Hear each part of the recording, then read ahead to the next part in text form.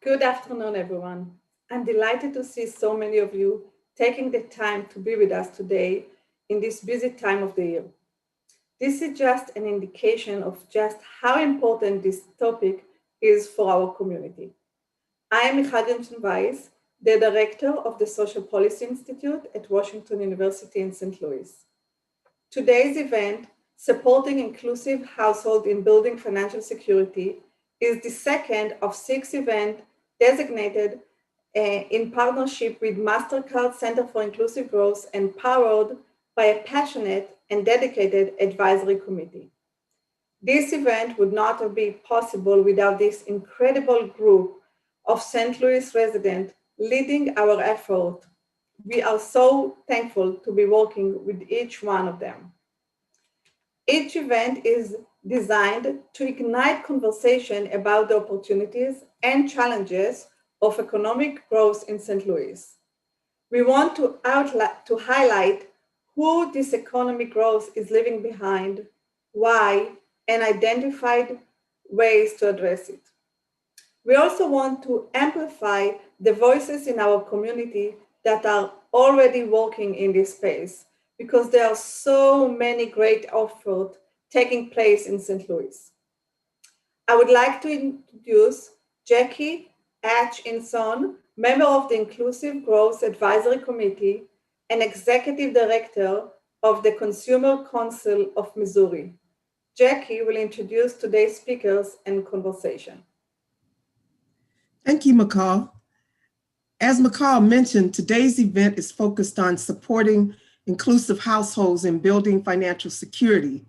Please watch the 2 short video testimonials to help set the stage for the important conversation we're about to have. My name is Shakara Green. I am a 31-year-old single mother of 4. I was homeless when I found out about ARP. I had sent my kids to Arkansas to live with my mother. I went and stayed at the St. Patrick Center in the Women's Night Program. Filled out the application. Like a month later, I got an interview with them and I got my place with them. ARP has truly been a blessing for me and my children. It gives me hope that I can still make it even on my own. Being a single mother, it is hard. Jobs fall through. I happen to have lost my job at the end of December of last year, right after I had moved in August of 2019. And, I was panicking like, I'm not gonna be able to make rent. I'm gonna be homeless again. But the program really helped. They worked with me with my rent. They worked with me about finding a new job leads. It's more than just, affordable housing. They also help you with financial counseling. They help you with job placement. It's more of a family than, just landlord and tenant type situation. It can really benefit anybody that needs help, especially for us single mothers. Things out here are hard, but ARP is here to help us in that and to also help bring the families closer together and to keep the families together. And that's what they have done for me. They've enabled me to bring my children back home where we all can be together. My kids love it. They love our apartment. They love their schools. So it's been just a total blessing to me. Hello, my name is Freddie Lee, Freddie Lee's Ghetto Sauce, and this is my wife, Deborah. We're the owners of Freddie Lee's Ghetto Sauce. We struggled for a while to get our sauce going, and we didn't really start making it for business. We were just making it for family and friends. We had a friend who at the time was living in Atlanta, and he said, hey, they have a vending opportunity for you all down here in Atlanta. You can rent a space at the filling station and you can sell your sauce and Freddie can cook. So we started running around trying to see if we could get like personal loans. And the banks at the time wasn't giving personal loans and they wasn't giving any kind of business loans for sauces. So we talked to someone and they led us to Justine Peterson. And that's where we went and we got our first, it was the first $5,000 loan. Yeah. And that helped us go to Augusta, Georgia. Once we went to Atlanta and we did great, we came home and Jay Randolph Jr. spotted us and put us on his show. So after that, people started recognizing us, and we got into like 25 stores. The business was growing, but our money was low. We didn't have any money. So then we started going to banks. What they told us, once they found out where we lived, they looked at our zip code, they denied us because we lived in the hood. You know, it was ghetto sauce. So we went back to Justine Peterson because we were paying on our bill, we had paid it basically down. And we went back there and they gave us more money so we can continue to do what we were doing. We had to get our credit boosted because we had to be at a certain credit level. So Justine Peterson helped us with that. They showed us how to do it. How to get stuff off our credit report that was pulling it down. Well, Justine Peterson showed us how to raise that, how to eliminate some stuff that we had on there that we didn't need. And once we started growing with our credit, that's when they stepped in and told us, okay, you're at another level now. It's hard for a black business. I don't care how successful you are. It's hard for you to get money from a bank. They just won't do it. And now God has blessed us. We're at 1,200 stores. We're in 800 stores under the name of Ghetto Sauce. We're in 400 stores under the name of American Gourmet Sauce. God led us to this Ghetto Sauce. Justine Peterson, building assets, changing lives. As you can see, household financial situations play a significant role in individual, community, and economic growth. In St. Louis and other cities across the United States, resources and strategies meant to help households experience economic mobility instead systematically exclude many. On top of policies that limit financial gain, the pandemic has widened the gap, making it impossible for those who are already behind to gain momentum. We see this in St. Louis, where inequities and disparities are significantly present, especially among people of color. Today, you'll hear from several speakers who will acknowledge the challenges to household financial security and describe why the disparity persists in St. Louis. You'll hear two themes. One, policy barriers that prevent or limit inclusiveness, and two, an awareness gap among those who need the resources the most. Our goal is to voice these problems and gaps so that at the end of the series, we can identify solutions that will help us advance as a community. So let's get started. It's my pleasure to introduce Elizabeth Risch, Assistant Director at EHOC and co-chair of the Metropolitan St. Louis Equal Housing and Opportunity Council. She also serves on the national board of the National Community Reinvestment Coalition. Elizabeth will help us understand historic and current barriers restricting households from building wealth and assets. Elizabeth? Yeah, thank you, Jackie. Thank you for that introduction. I'm really honored to be part of the conversation and presentation today. I want to start and say that financial security is grounded in a history of policies and practices that have determined who has access and who doesn't. So many of these policies were discriminatory, including government actions that were explicitly race-based, as well as those that have had the impact of excluding people of color from assets and wealth-building opportunities. This is going to set the stage for our conversation today. So first, let's start with redlining. In the 1930s, there was a federal agency called the Homeowners Loan Corporation that based decisions about home loans and home insurance on a 4-point scale that graded neighborhoods on their level of risk. They ranged from best in green to hazardous in red. And race was arguably the biggest factor in determining these grades. Communities of color were graded declining or hazardous, and marked with literal red lines that were deemed too risky for home loans. And what that did was it set the tone for the rest of the market. If the federal government says loans in that area are too risky, the rest of the industry followed suit. And you couldn't get a home loan or insure a home in those areas. And these redlining maps, along with other discriminatory policies and practices, have led to decades of disinvestment from both public and private industries. They helped create the housing segregation we continue to see in St. Louis today and determine generational access to homeownership, one of the biggest sources of household wealth and financial security. Now, redlining today, despite the passage of civil rights acts and anti-discrimination laws like the Fair Housing Act in 1968 and the Community Reinvestment Act in 1977, we still see redlining happening. This is a recent map that shows mortgage lending activity that's even worse than the 1930 maps. There's no red lines, but you can see from the dots on the map, which represent home purchase loans over the last couple years, that there's very little mortgage lending happening in North City and parts of North County. And these maps kind of visually show some of the structural barriers that have existed around homeownership today. Without access to credit in these neighborhoods, the housing values are driven lower and lower, and without loans being approved and without comparable sales.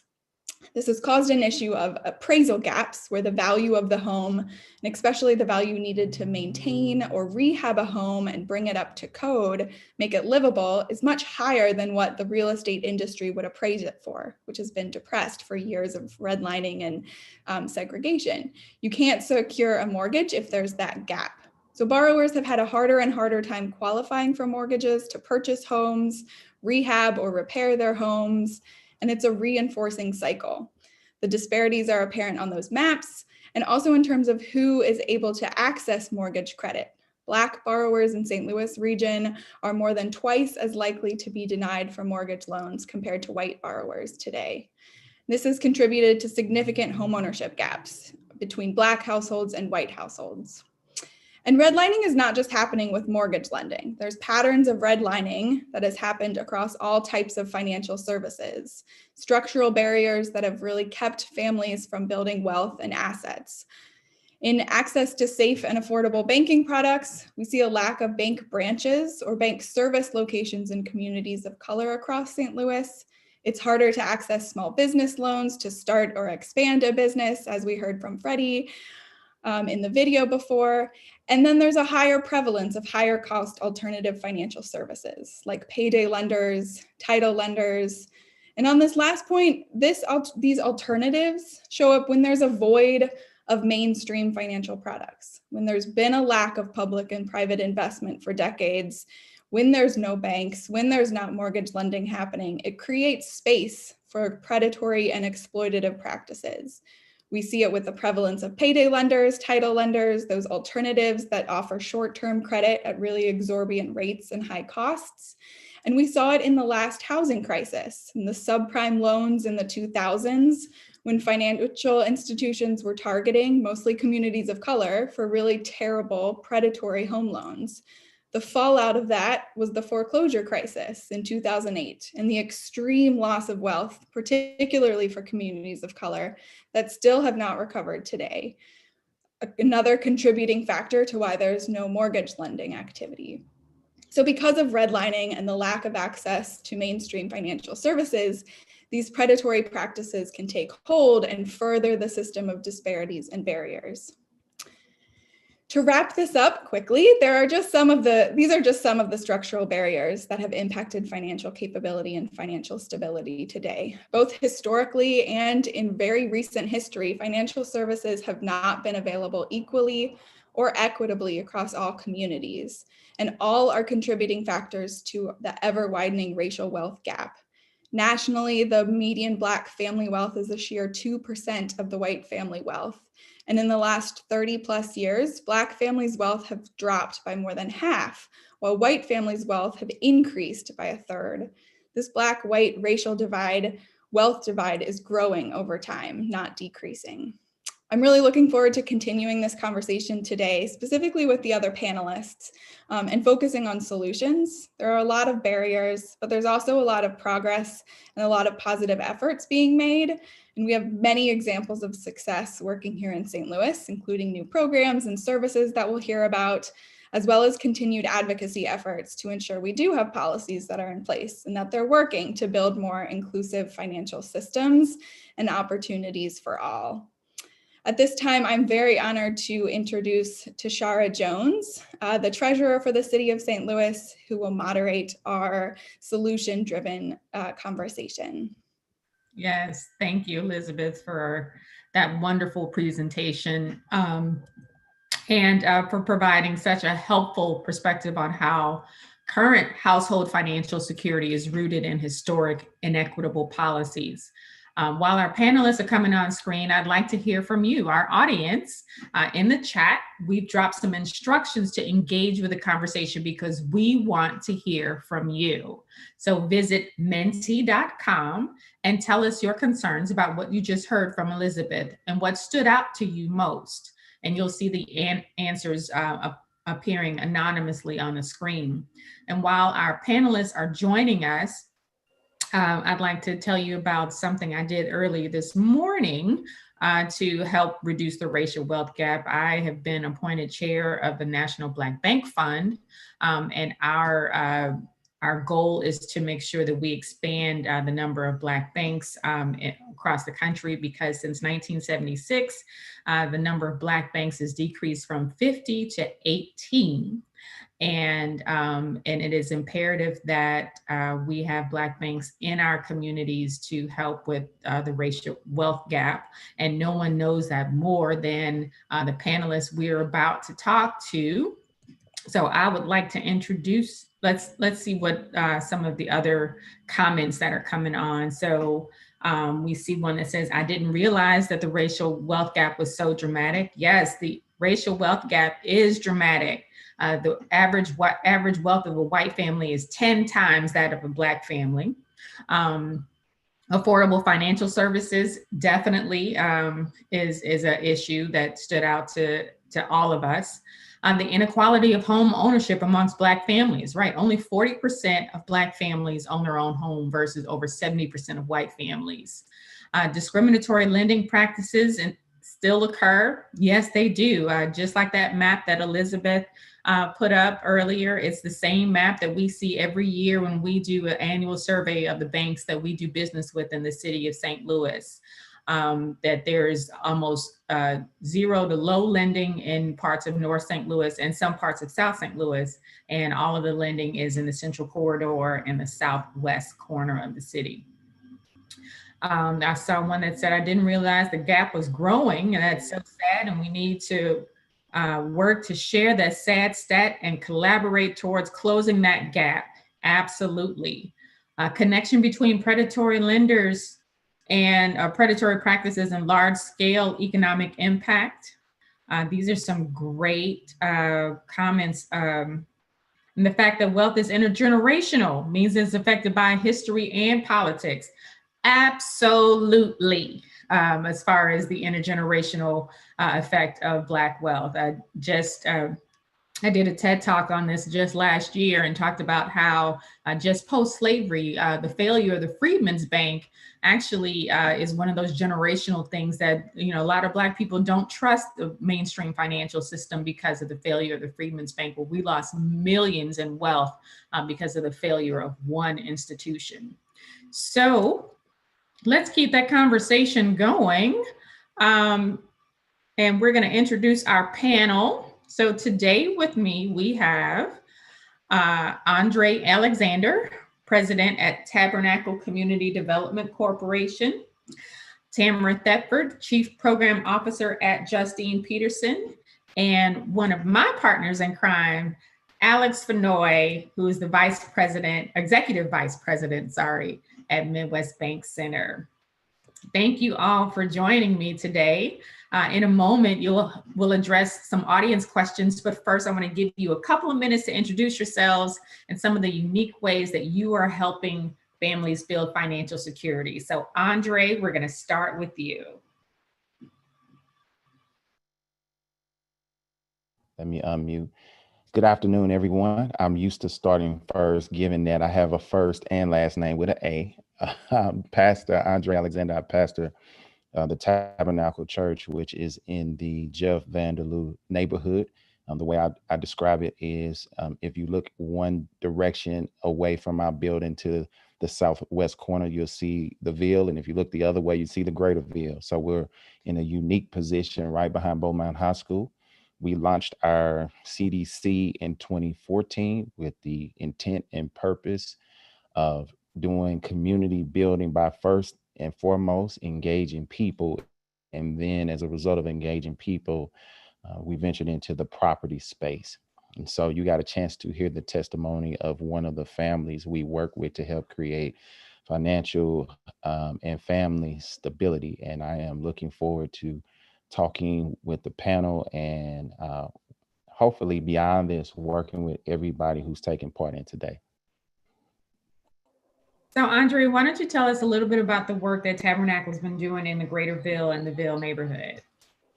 Yes, so in addition to just not only engaging people, we are in the what I call construction business. We rehab homes. So before vacancy collaboratives and vacancy was a thing, we started the purchasing and rehabbing of homes in the immediate area. And now in 2020, we are pivoting and have plans to begin in the summer of next year, building new construction housing over the course of the next 3 to 5 years, a total of right around 100 homes. In addition to the 100 new construction, we will also be engaging in another additional 25 rehabs of existing housing.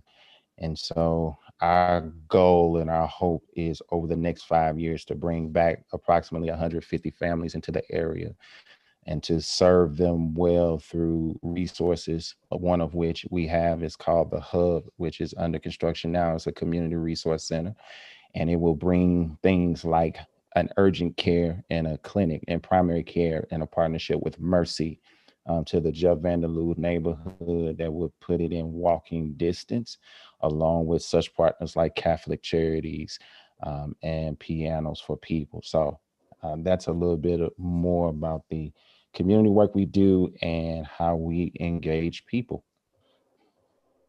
That's wonderful. So Tamara, turning to you, why don't you introduce yourself and tell us a little bit about the work you do?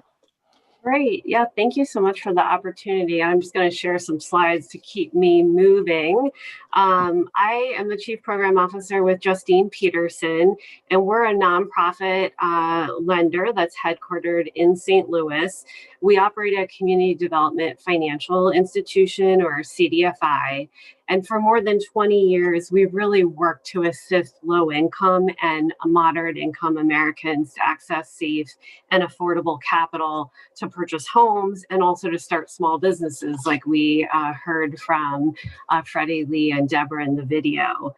And we really passionately believe that linking financial products to financial counseling or education is really the most efficient way, but importantly, the most effective way to assist clients to build strong credit, which we think of as an asset. Because we know that just telling somebody about, good financial management is a great start, but really giving them the opportunity to manage their finances and build those positive behaviors is key. Because it's really, it's more than just developing financial knowledge, it's developing that financial capability.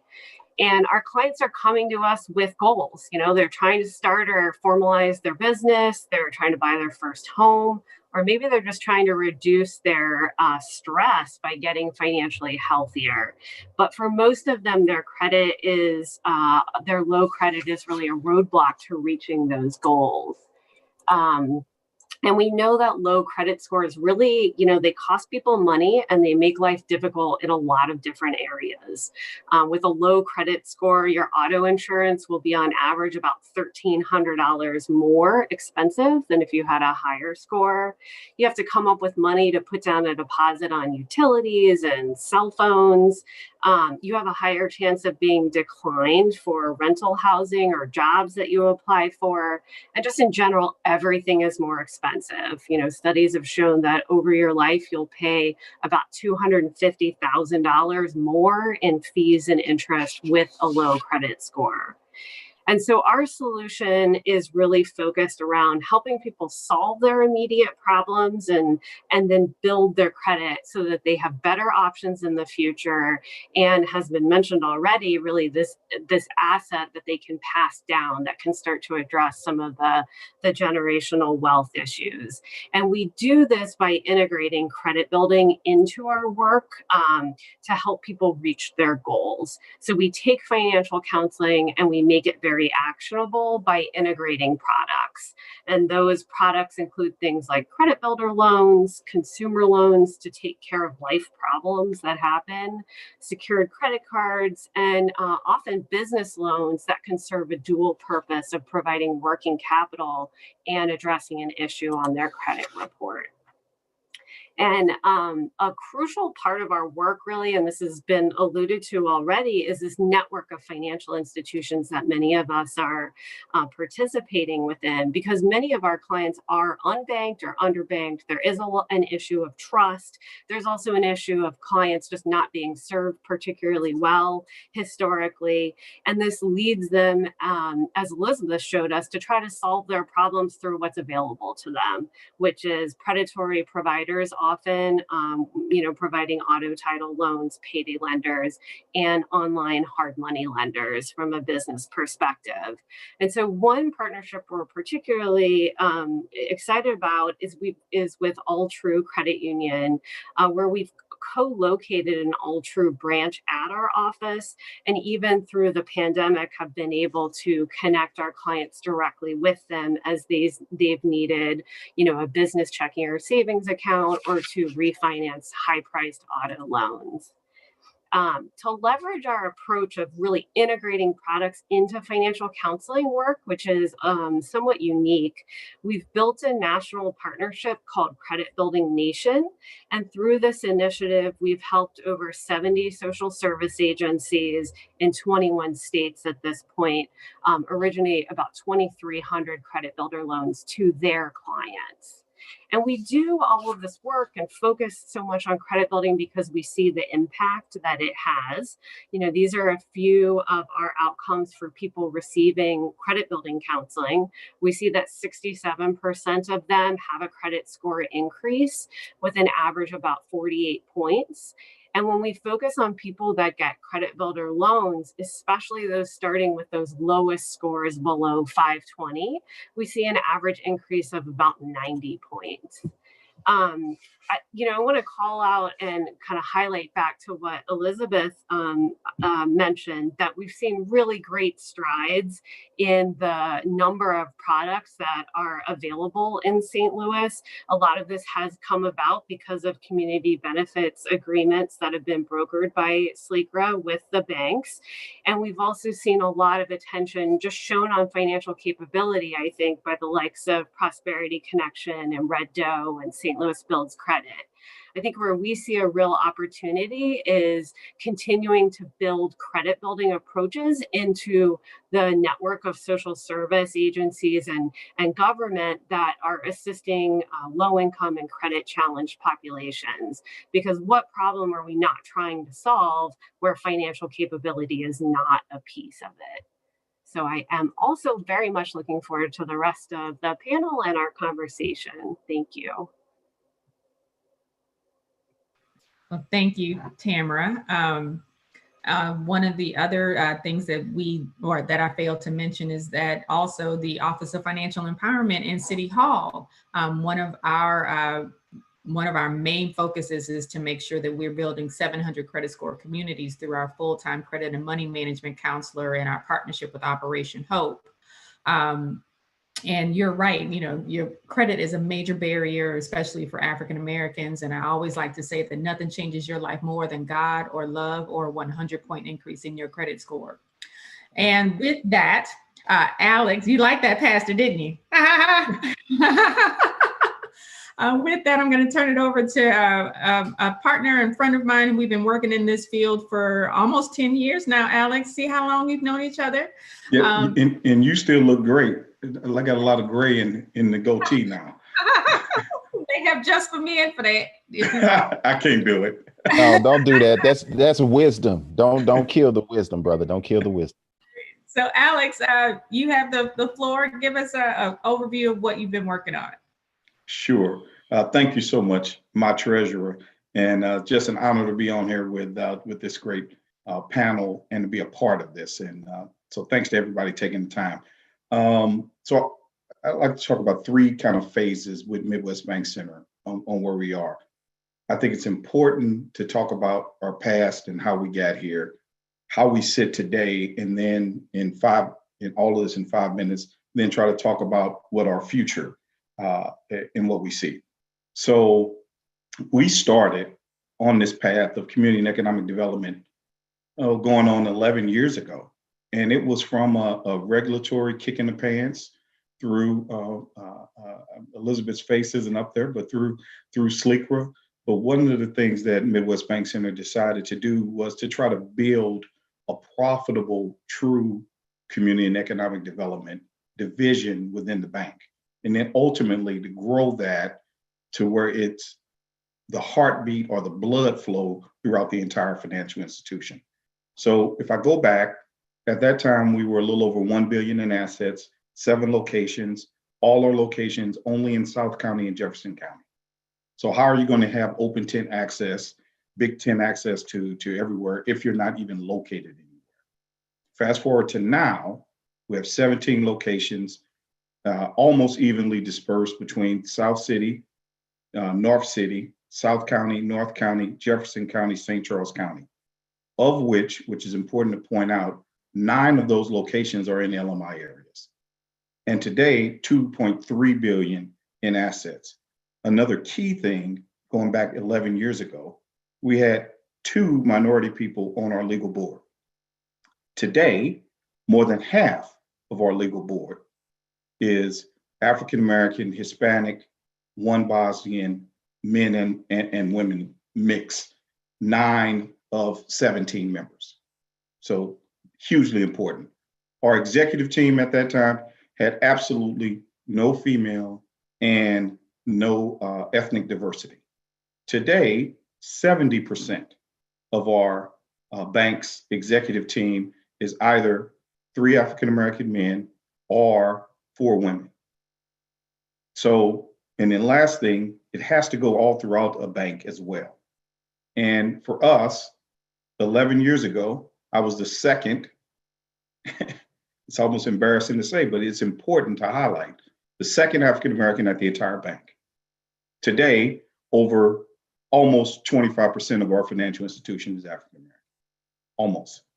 So what am I pointing out? And then let me put it to dollars.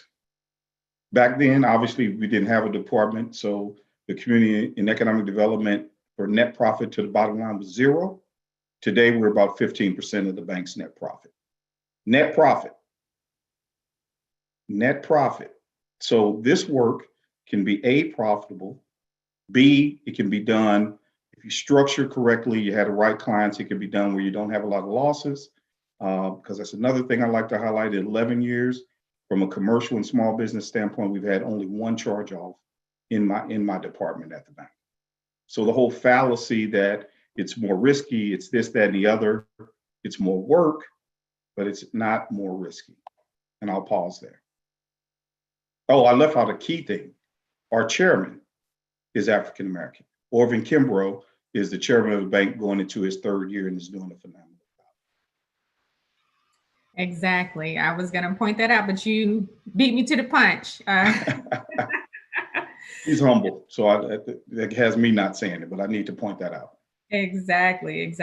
And thank you for pointing out how local banking institutions or financial institutions can do better with diversifying their not only their executive team, but also their board, and how that changes the mission of the organization and who they reach out to. That's wonderful. So we have some questions from the audience and also from some that were submitted earlier. So y'all ready to take some questions? Sure.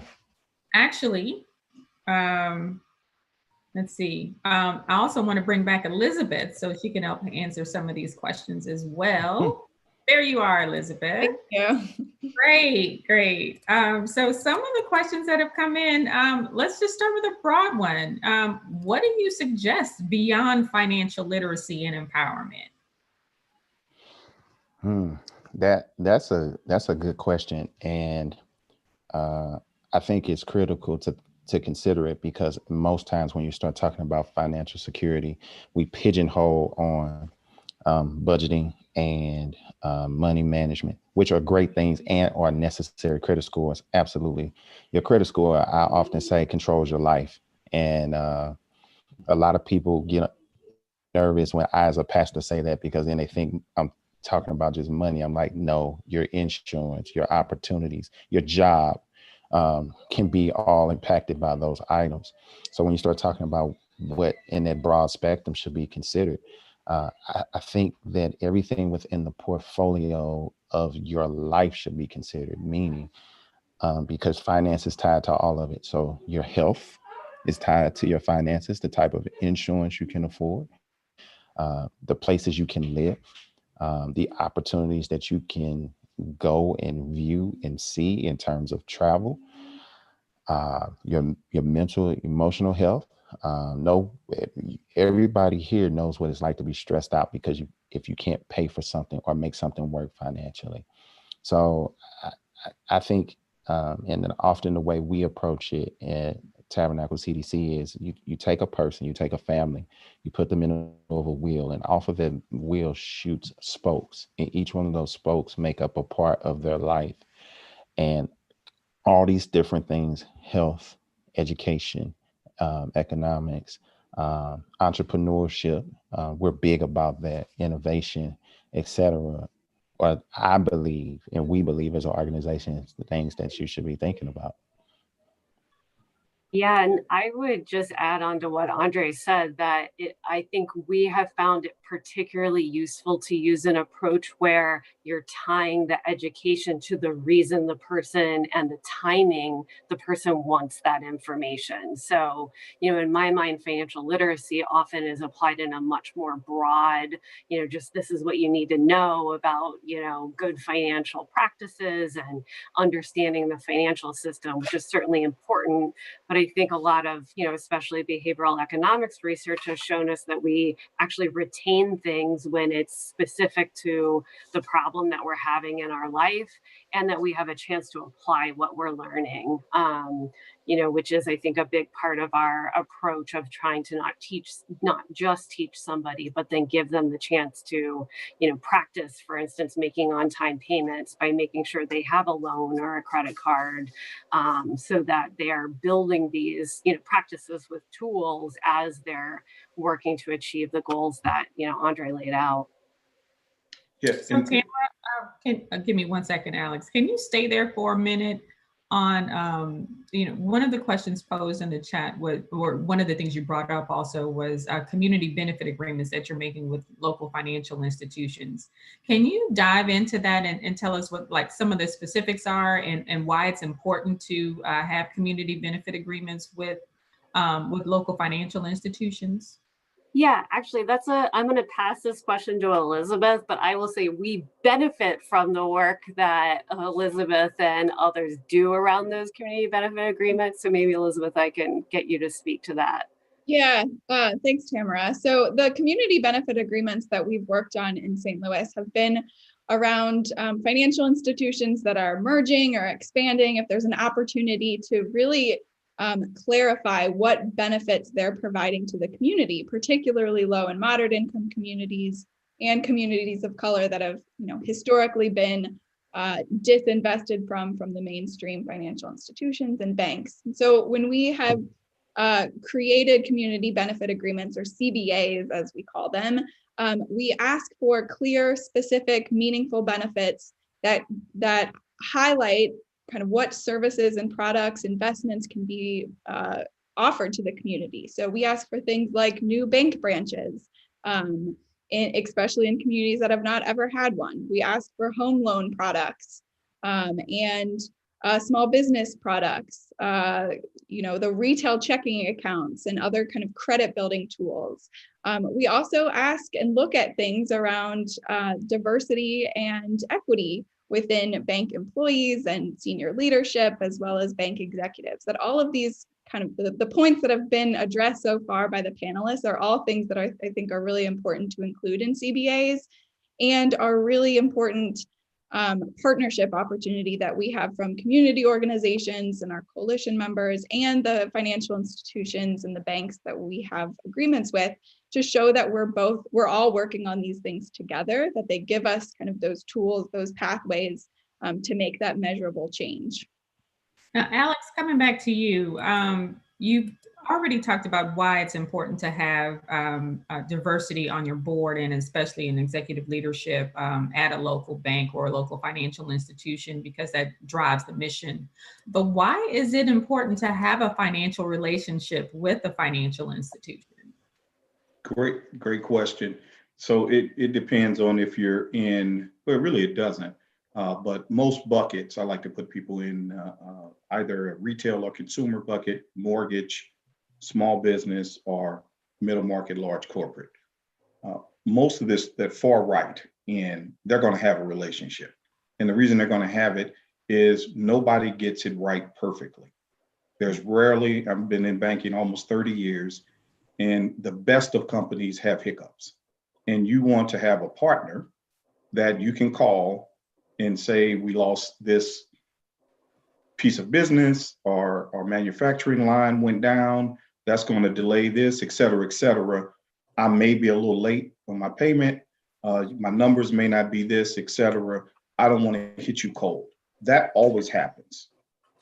In the other three buckets, if you don't have a relationship, and not just, I'm going to speak broadly, community banks, I believe in, credit unions, more difficult, in my opinion, larger banks, if you don't have that relationship, when that life emergency happens, you're at the whim of just standard in a box credit policy, which for a lot of people who don't realize, all banking, we have to be right 99.5% of the time to really ensure our profitability.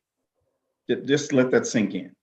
So a lot of times people are in financial institutions are nervous about potential credit losses. So you're gonna, it's an art and a science. So if Tashara calls me, and she handles her financial, but I'm gonna use her, we're friends. She calls me and says it's something going on. Obviously, I'm gonna listen. I'm gonna try to work through it. I'm gonna try to do the best I can for her and the bank, all within policy. Some calls who I don't know in that situation, that's a more difficult thing to do. So that's why a relationship is important. It's also important, that's a long answer, but it's also important for when future opportunities come. Again, I've been in this business almost 30 years, and any banker has Alex's in there. So if you're in a certain industry, or you're trying to do something, what Pastor Andre is working on, I've worked with tens, if not hundreds, of developers. Not that he needs my kind of detailed advice, but if he wants to bounce something off of someone who has experience in other successful projects, we have a relationship, he can do that.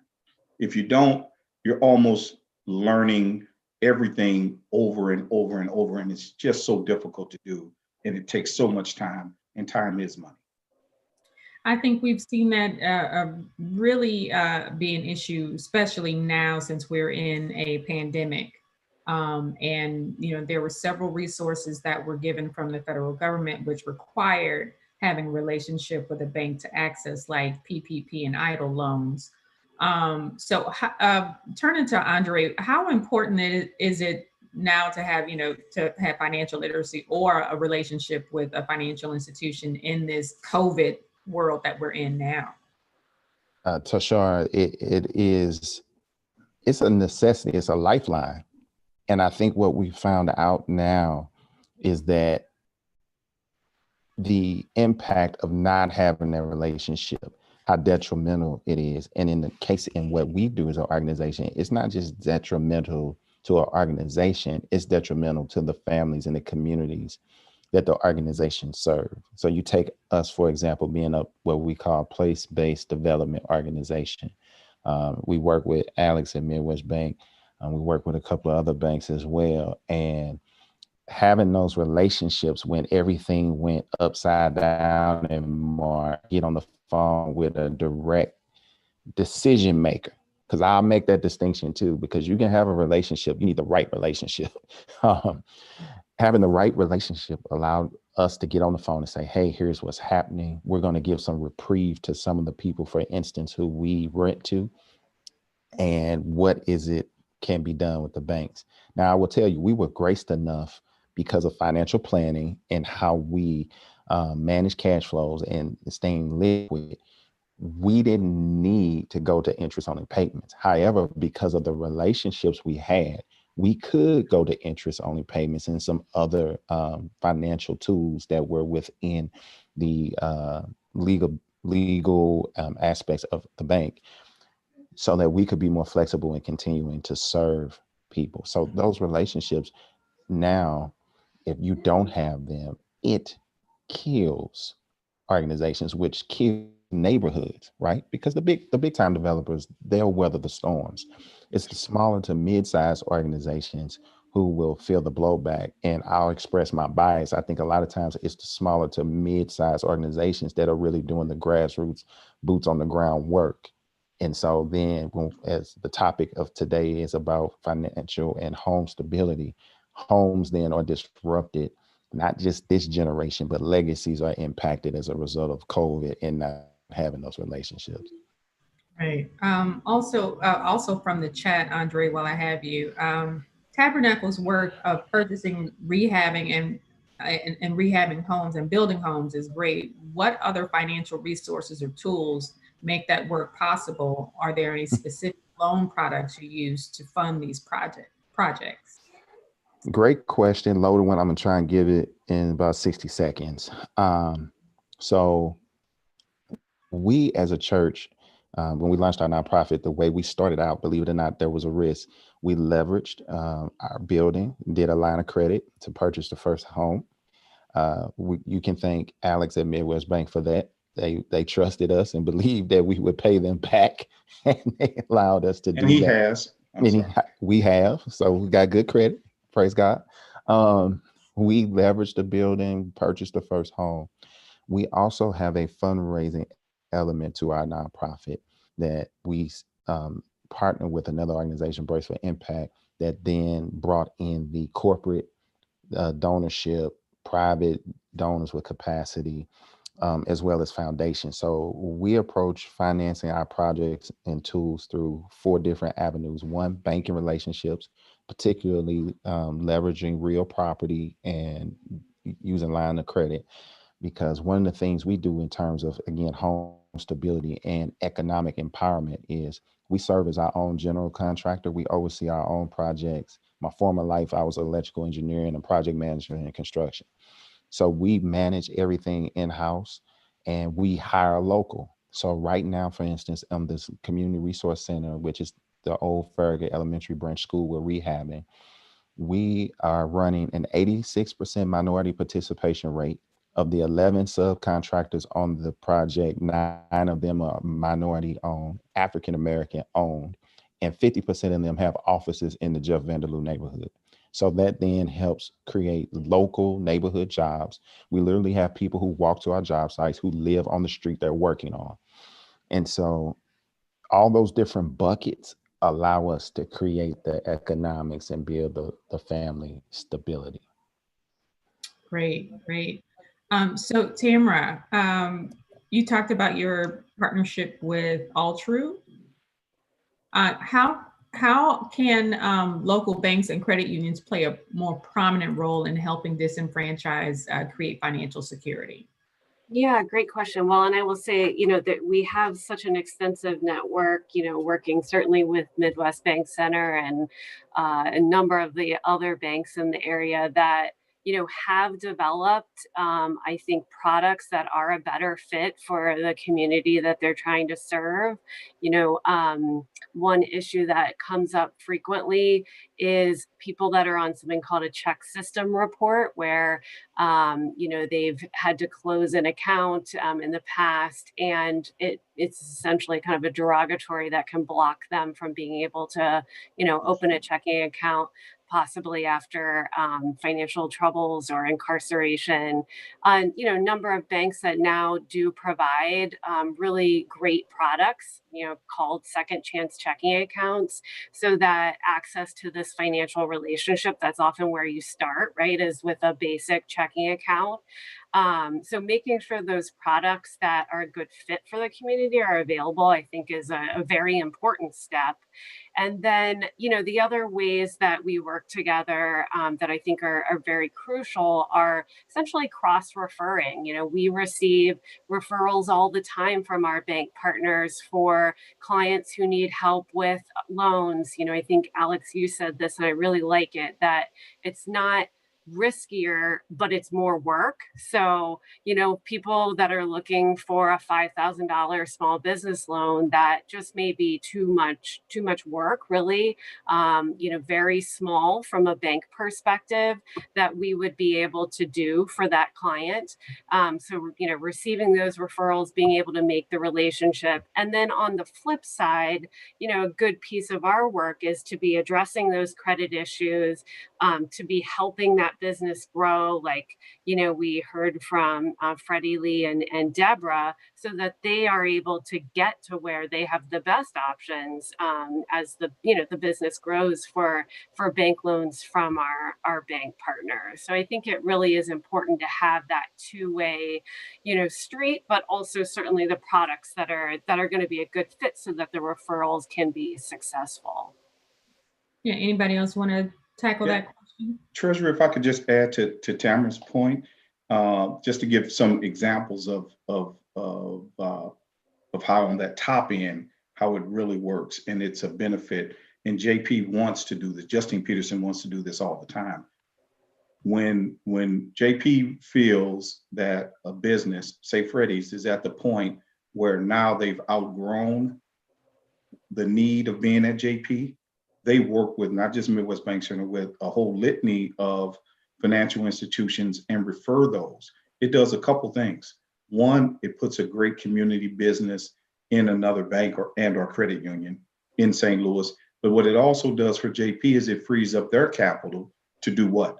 To go back, and if, say, Freddie's, and I have no idea where his numbers are, but if he's at 200,000 today, that would free up by her using the 5,040, 80, bad math, 80 new small business relationships that they can do going forward.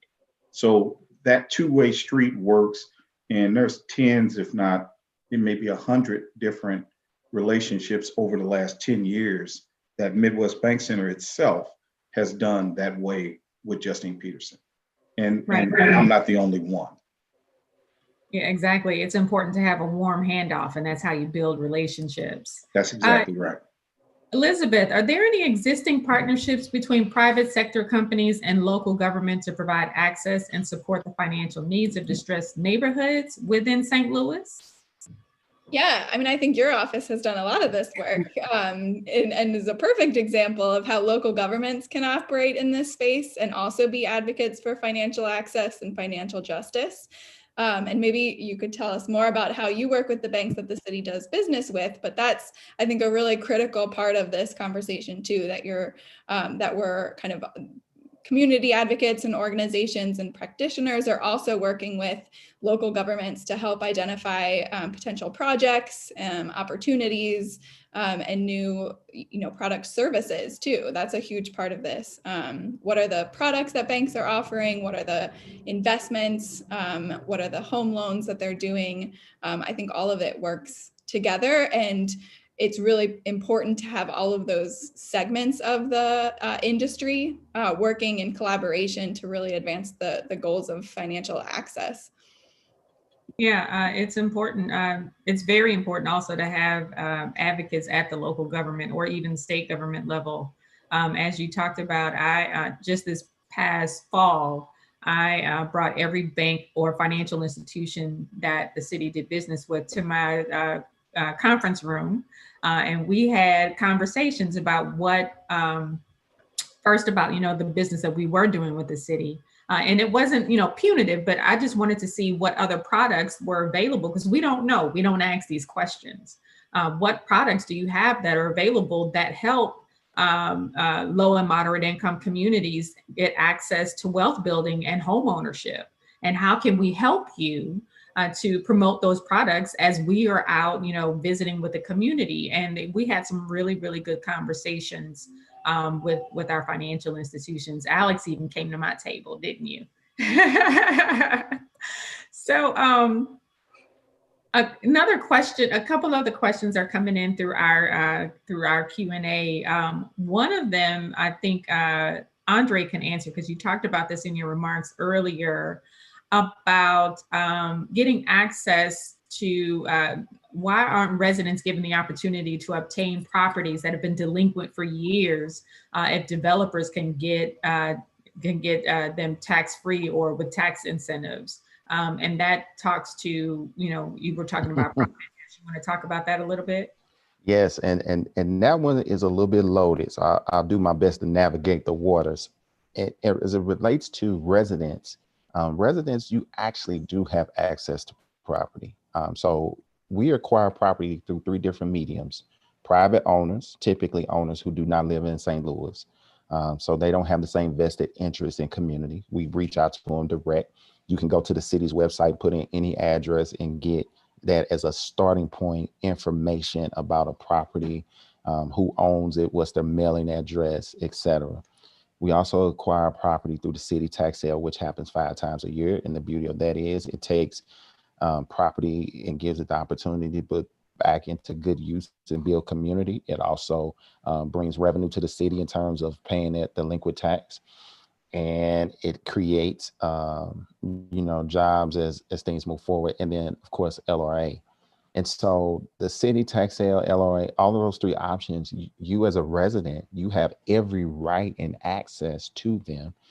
Each department in regards to tax sale and LRA has their own unique things that you need to bring to the table to do so. And you can go on the city's website and get that information. And I promise you it's there and it's easily accessible. That's how we learned about it as an organization. Now, as it relates to incentives, now you're getting into social policy. And so there are things out there where, for example, I'm hearing language about trying to create policy that gives incentive to what I would call everyday folk that just live in the neighborhood who want to buy a house, who would get a tax incentive for, let's say, buying that vacant house and then using that incentive to redevelop it. I will tell you, in reading what I've read about initially, one of the concerns I have with that is not residents having incentives to buy. It's the translation of how you take that tax credit and make it a tangible dollar. The everyday person living in their home, that process can become complicated. And you could get predatory on the other end of it, because what I will tell you is in development, the people who make the real money is the bank. I mean, not the bank, the lawyers and the accountants. They make the money. And so what seems like a lot, let's say, for example, you buy a house for $5,000 and you need $100,000 to rehab it, and you get this incentive. If this goes through, you would get an incentive, let's say, for that $90,000 gap. You then have to take that incentive, that credit, and sell it in the market. And by the time you pay the accountant and the lawyer, you're going to be about half. And then you still going to need Alex to find a way to give you a loan for the rest of it. And so that landscape can be complicated. Do I think we need to figure out a way to do that for everyday residents? I absolutely think we should. In fact, our city has struggled at times, to me, in my opinion, to give incentives to the wrong people and for too long. And now we're trying to course correct. So that's, I hope that answers it and gives some insight on that question. Tax incentives for everyday people buying homes in distressed areas. That sounds like that could be something to add to somebody's mayoral platform. I'm just saying, I stamped that. If I So can add something on that too, I mean, that's why it's really important, this access to mortgage and the mortgage products for borrowers. Like Andre just laid out that perfectly. Half the reason why we have a lot of vacant homes is because these cash investors can come in with cash money and buy homes. And you know, myself, my neighbors, we don't have access to that kind of cash money laying around to be able to purchase homes. So finding financing tools that are creative and innovative to get into the hands of community members to purchase homes, to live in the homes, to rehab their existing homes is another really important part to help address some of the financial security. So I know we at EHOC and our coalition with Sleekra has worked with Justine Peterson and some other organizations to talk about developing a loan fund that would create those financing tools for areas that have been redlined in the past. And so the Gateway Neighborhood Fund is going to be one way to access financing for homeowners and potential homeowners that want to invest in their own neighborhoods. Yeah, great. So we are coming up on the last couple of questions. Excuse me. Actually, this is going to be the last question because I want all of you to answer it, and it may take us a while to get through it. How do you restore hope in communities where financial security seems impossible, especially now? So I'm going to start with you, Tamara. Yeah, well, this might sound crazy, but I think that our experience is that credit building actually does restore hope to folks. People come in with a lot of shame about their financial situations. And, you know, our approach is based on empowerment, and it's based on acknowledging that they are not the only ones in this situation, and that regardless of what, you know, negative baggage they're coming in with, that we're not going to start with that. We're going to start with the positive steps that they can take. We, you know, have this tagline of get the good stuff going. We're going to, you know, building your credit, it's not easy, but it is simple. And especially as we work with, you know, populations that have extreme challenges, like people that have returned from prison, we've gotten a lot of feedback, you know, from folks that when they were able to start understand the rules, you know, to how their credit works, why it's so important, what they can do to improve it, that just getting a handle on, you know, that system essentially, and knowing how they could play by the rules and see their scores start to increase, that it set them up to feel like they could then affect bigger changes in their lives in terms of, you know, jobs and business activities and family as well. So I think, you know, of course, it's not in a vacuum, but we really see that, you know, that financial empowerment and credit as a key piece of that really can be a hopeful first step. Great, great. Andre, how do you restore hope?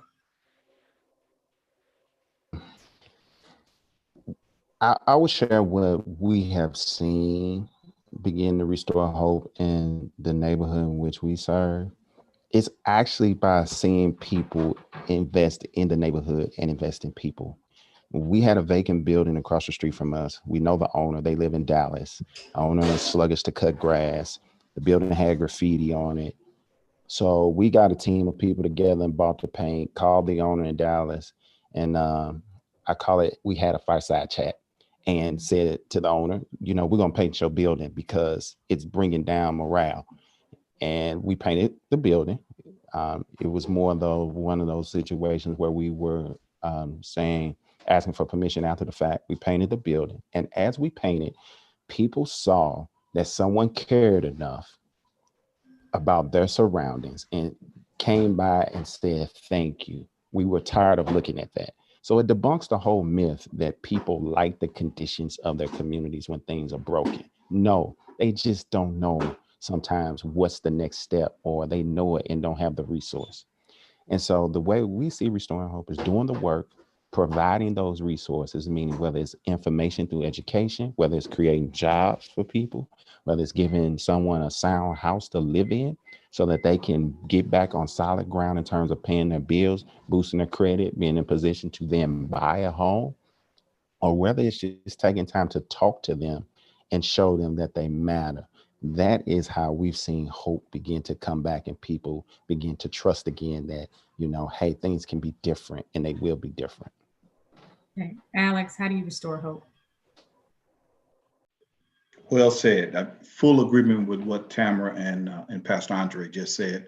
For us, before I get to that question, just want to piggyback on Pastor Alexander's statement, and I'll put this in the link because I don't have it exactly here now, but there is, through the Heartland St. Louis Black Chamber and the St. Louis Partnership, there is a program that we created that teaches local everyday folk how to do community development. It's a class in conjunction with St. Louis Community College, and it's phenomenal. And a lot of the things that Pastor Andre, it's like an 8-week course. I'll make sure I get that to the folks so we can send it to everybody who's participating. Send that out. But how you do hope is you're visible, and from a bank standpoint, the number one thing is you find a way to lend money. It's just that simple. It really is that simple. If we're only taking deposits, and we're talking about in historically disinvested neighborhoods or community of color, or whatever fancy buzzwords we want to use around it, I like to just simplify stuff. To people that have normally got no, you have to find a way to get to a yes. Or what we're trying to create at Midwest Bank Center is either yes or not yet. And in the not yet, that's when you work with great partners like Justine Peterson. You work with EHOC, you work with OFE, you work with whoever to help the individual, the small business, the mortgage, do the things that they get to a yes. And in the process, we, as the financial institution, learn stretch our credit box to fit the diversity of this nation and the diversity in St. Louis. And when I say diversity, I don't mean just racial, I mean economic diversity, because most of us on here are going to look different when we come to a bank, and probably going to be a yes, but the people that we're serving maybe not going to be in that situation. So the loan is the key, and you have to get to a yes. And with that, boy, it would crack my knuckles if I didn't say this. I gotta leave you with this. We're going to announce next month, and so you're hearing it publicly, it's already official. The bank, Midwest Bank Center, is in the community and economic development space, committing to $200 million over the next 5 years.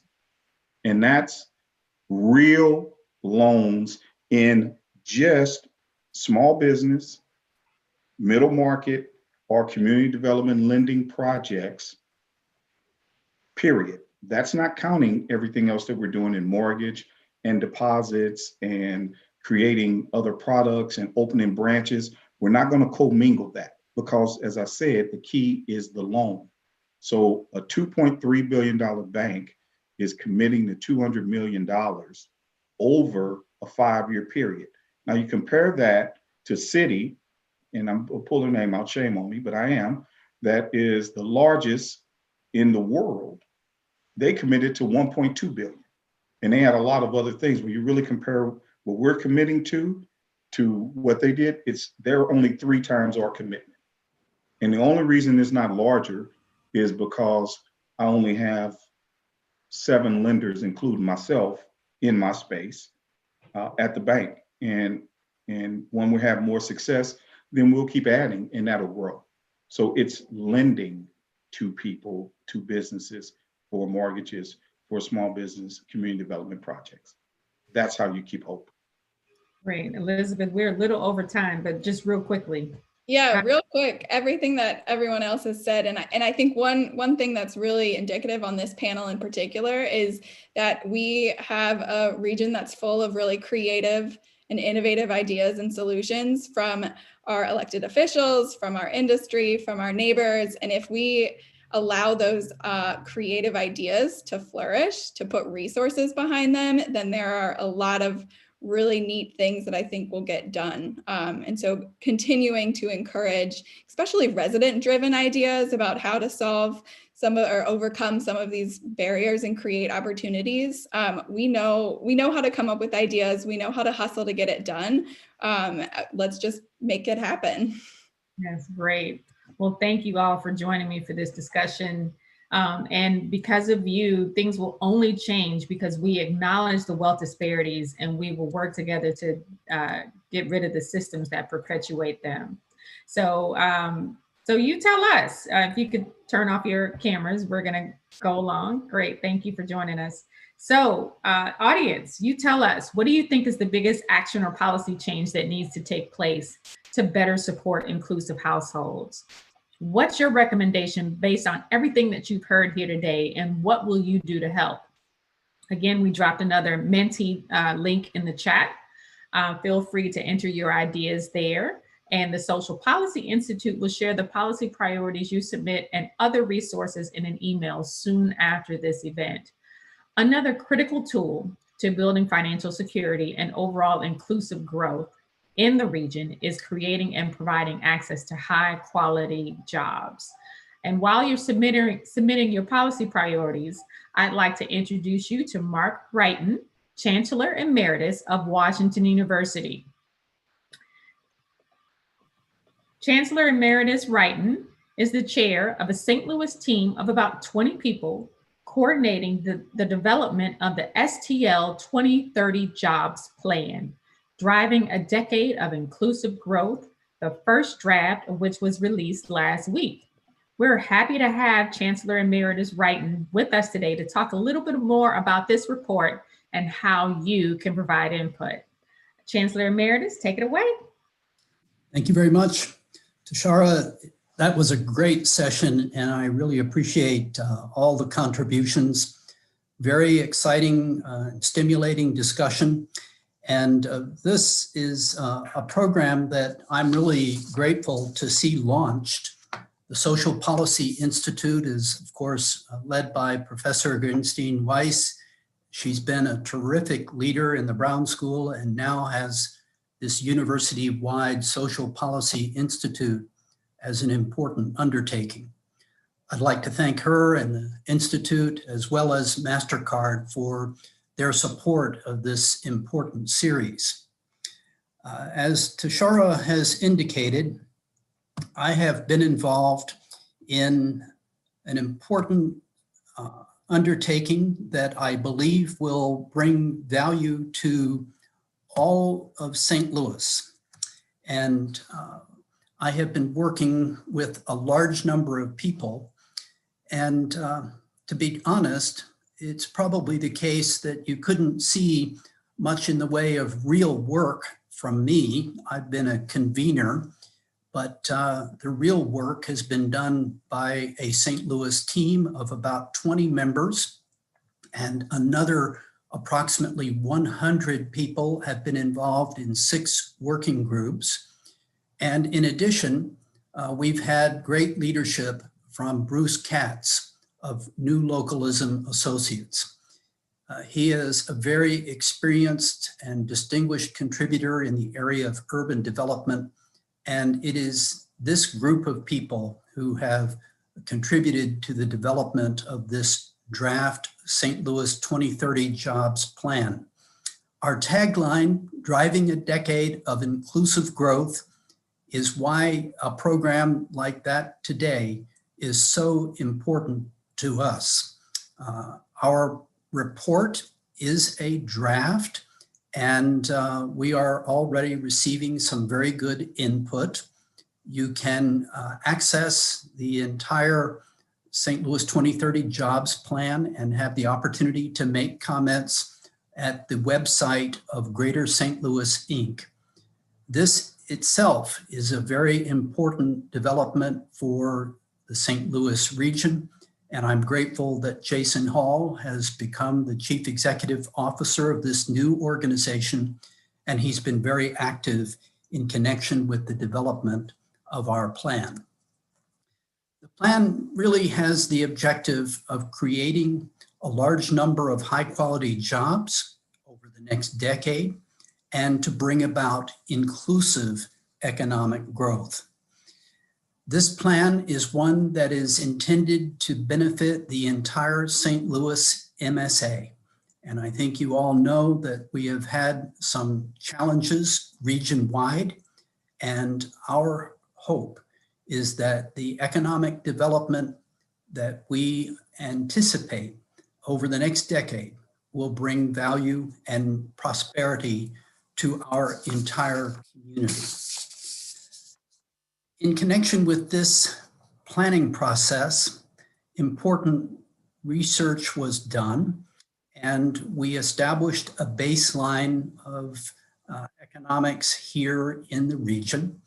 And the working groups and our team, informed by over 100 interviews with leaders in the community, including Tashara Jones, I might note, has informed us with respect to the challenges, the opportunities, and aspirations of people in our community. The working groups are illustrated here.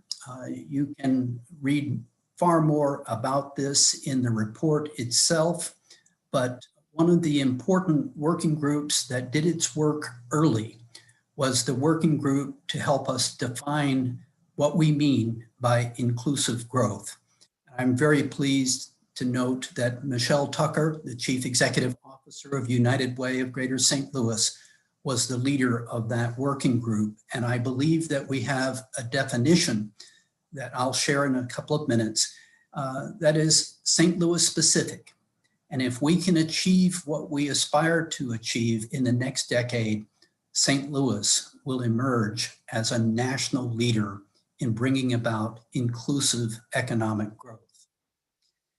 This is a part of the difficult history that we have had over the last 8 years or so. As you see, St. Louis has had very modest economic growth in this period. Indeed, much lower than the United States as a whole, and far below cities like Denver and Nashville. Even Kansas City and Baltimore are outstripping our success. This is an area where we must turn things around and bring about the economic momentum that will propel our region forward. One of the areas of particular concern has been the paucity of Black-owned small businesses. The region, according to studies that have been done, ranks 50th out of 50 large cities in Black-owned startups and small businesses. As you can see, the businesses that are founded are disproportionately low in revenue, 10 times less than average sales of Black-owned businesses across the United States.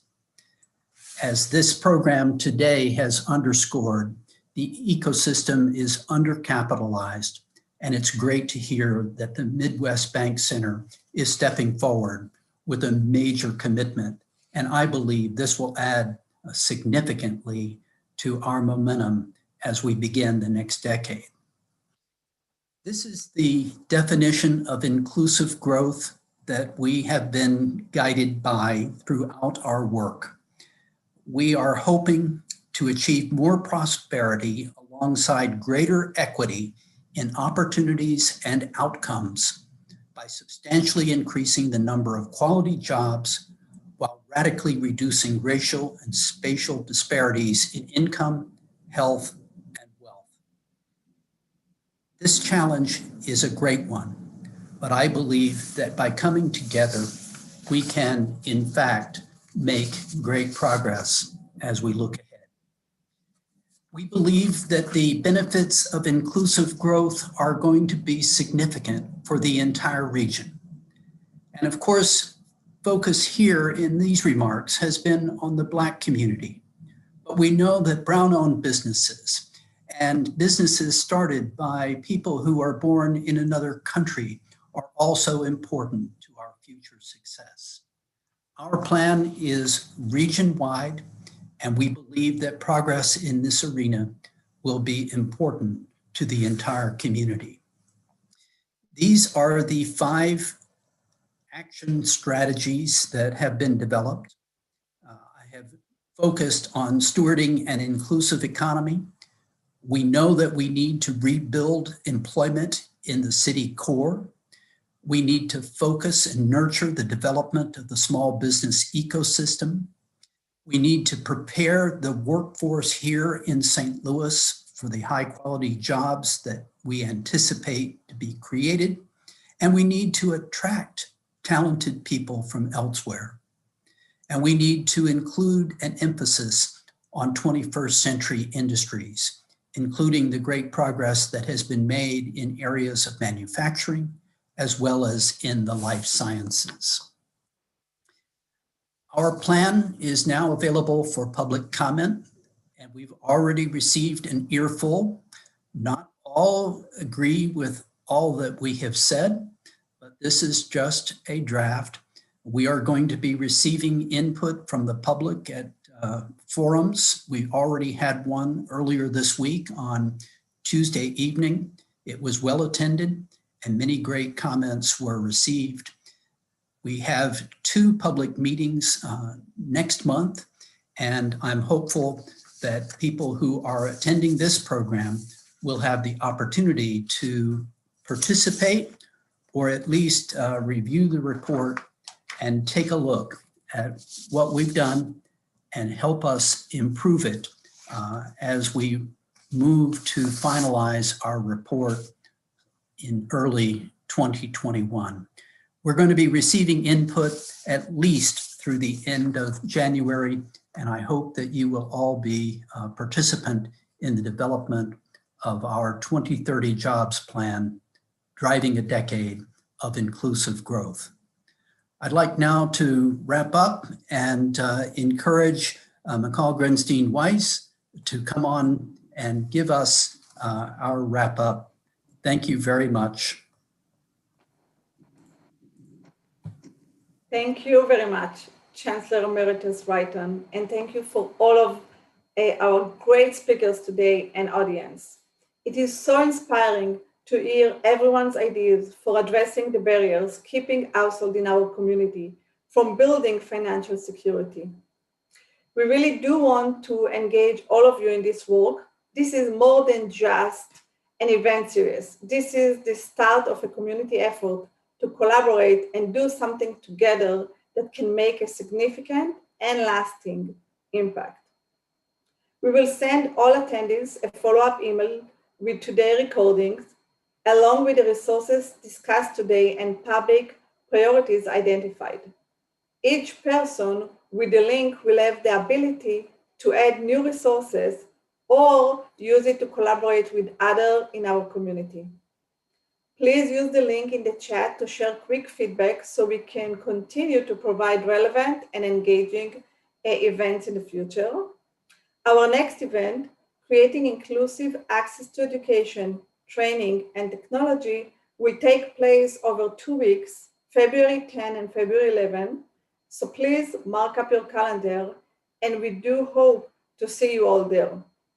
Thank you again, everyone, for speaking and participating today, and have a great afternoon.